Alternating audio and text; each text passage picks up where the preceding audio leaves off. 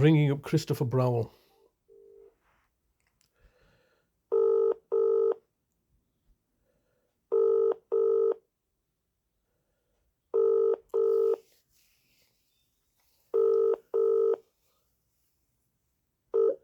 This is the Vodafone voicemail service for 07769247196. Please leave a message after the tone. When you finish recording, please hang up or press the hash key for more options. Yes, hello, Mr. Browell. It's Mr. Hussein here. Once again, leaving yourself another message today. It's getting to be like a broken record, isn't it? Every day I'm leaving the same message to you. I believe it's now 63rd message that I've left you on your voice message, and you're all refusing to engage with me or speak to me, and yet you're holding my brother hostage at ransom without fully looking to engage with me. Now, today is it Thursday? Today is Thursday, the 2nd of November 2023, and the time is at about 20 past 12. And I'm once again leaving yourself a message asking you to contact me to give me an update on my brother, who's now been missing from our lives for the last 86 days. And you're not providing us with any further information, as I've gone through this many times before. You know, I am my brother's nearest relative, next of kin, guardian, everything. And you have looked to string together a narrative that I'm abusing or neglecting or exploiting my brother. Hence why those are the only three ways that you can look to have authority over us. Otherwise you'll have to be providing us with services, and so you previously in the past looked to string together these narratives. The latest one is that I was neglecting my brother, when evidently you know the fact that I've been trying to engage with you fully for a number of for a number of years now, asking you to resolve the fact that you've stolen my brother's money and not giving him access to any money, and as a consequence now you've taken my brother into your unlawful care and custody without any legal framework in place. My brother had authorized me for his health and welfare, lasting power of attorney, after you had released him back into my care in 2019, and on also his property and finances. This is a conflict of interest on your part, because you simply cannot have that. Lasting my authority in place, because it conflicts with your unlawful and contrived criminal conviction of 2016, and therefore this is a problem that you've created. And in order to solve this problem, you have kidnapped my brother and violated all his rights. I mean, is that that just doesn't make any sense. It's a bit like killing the patient to cure his cold. There was a problem. I was looking to engage with you. You were supposed to write out to us. That all failed, and now you're in a situation where you've taken my brother, and the whole system is now crumbling, because the narratives that you have that there's independence from everybody, and everybody's working in their own best interest. The way that the system is designed, of independence from one organization to the next, that's how the system should be working. But you, the local authority, through your collusion and sabotaging, have effectively done away with that independence, and you work collectively. Hence why you were in a position in February 2022, after my brother had recently been registered with the new GP practice in Oldham, Greenbank. You were able to find out that my brother had been in hospital after we never told you this, and you're saying, it comes up on a safeguarding. Well, safeguarding is, I'm sure, localized. I take my brother into a hospital in Oldham, and you, Bradford Council, find out about it. All right, under safeguarding, this aspect of safeguarding is, when I ask you, when did the safeguarding start? It's been continuous, hasn't it? Because the reality is that you, the local authority, Bradford Council, in collaboration with the health authorities, the police, the courts and judges, my own relatives and siblings, what you have been doing is you trying to stage events for me to hurt and kill off my family members, so that you can all vilify me and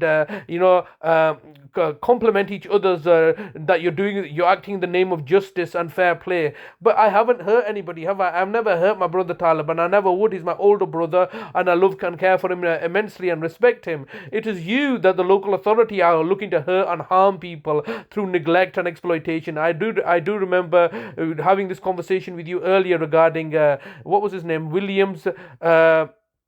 the gentleman who had killed himself, who was a chess player, Winston Williams, that's correct, Winston Williams, who was being neglected by you, the authorities, because he wanted care services and you were not providing him with any care services. So he went and killed himself, and your name came in the newspapers, and now you're acting all ignorantly. So when people need your help, you're not giving them help. My brother does not need your help. He needs his money. I have made provisions for him. I run a care home. I charge you for that care home. I charge for the care services that you have a legal duty of care to. But you've got the police involved. You told me it's all a pack of lies, isn't it? And the thing is this: the reason I'm still here is because I tell the truth, and the truth is far stronger than your lies. Because your lies obviously over time fall apart, and you just embarrass yourself, and ultimately end up acting with villainy and tyranny. And that's what's happening in my brother's case. You're acting with complete disregard to the law. You're acting with villainous intention. You've kidnapped my brother. It's been now 86 days. All I'm asking you is to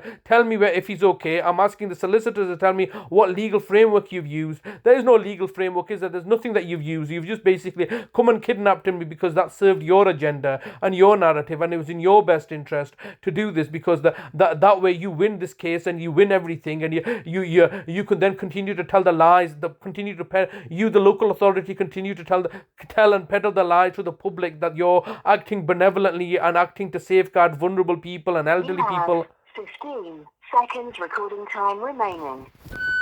Okay, Mr. Browell, I'll leave it there today. I'll ring back tomorrow and the day after, and I'll continue to ring every single day until my brother's safely returned back to me, because you cannot care for him. All you can do is destroy lives, and you're a destructive force. So return my brother to me. I have no idea what kind of health care and situation. Your recording time has expired. To leave your message, press 1. To review message, press message sent. Thank you for calling. Goodbye. So all they can do is really destroy. The local authority are not a constructive force; they're a destructive force. And I just remind myself, for many years before they built this Broadway Centre, there's a big hole in the centre of Bradford, which is quite indicative of the local authority botching up jobs. They can't do anything properly. The reality, in our particular circumstances, they were giving him direct payments, effectively giving me direct payments, because obviously they were trying to exploit my labour. For a period of 5 years, they didn't audit that request, so they can't even manage to administer financial affairs, which are meant to be the easiest aspect. So they were failing in that regard. There's just one failure after another failure after another failure, and then a cover up after another cover up after another cover up. And the only reason that it's not been made, none of their failures and incompetences and malevolence becomes mainstream, is because they have the ability to buy off the judiciary and the courts and the police and everybody else in order to keep things hush hush and quiet. It only has to take an extreme situation, such as the death of a child, such as the death of Star Hobson, who died in the care of the relatives, whose grandfather was saying, look, there's a failure taking place, and they didn't do nothing. That was clearly negligent and neglectful. It takes an extreme situation to highlight this. So what is the cost? What is the human cost of highlighting their failure? Well, it takes a child's life, Star Hobson's, and then it takes a ratepayer's money to house and accommodate the mother or the person that killed the child. So ultimately, we, the people or the public, will have to pay the cost, and the human suffering of the child who's been killed, and subsequently the sending of the mother to jail. And it just reminds me of the Hamza Yusuf, the Hamza case, the child who was being neglected by his mother. She was sent to jail. Amanda Hutton, I think her name was, and baby Hamza. And so it's just the same thing over and over again. The local authority save costs. They act neglectfully, they act negligently, things fall apart, then the people are sent to prison or people die, and they sit back and say, oh, well, we're sorry, but lessons will be learned. It's not our fault. It's a funding crisis, a funding call. You could give these people all the money that you want, and the government knows this. We can give them all the money that they want. They're still not going to fix it, so we might as well not give them all the money. Right? That's the reality of the situation, that they're not in a position to fix anything. All they can do is they're a destructive force, and the local central government must know this. Hence why they're saying we don't want to give you any money, because and this is the truth. They can't do something. Giving them money will not be all of a sudden miraculously allow them to do something. They're simply incompetent. Look at them. They're refusing to speak to me now for a period of 63 messages. And because it's malevolent, but what can I do but be patient and persevere? Inshallah, everything will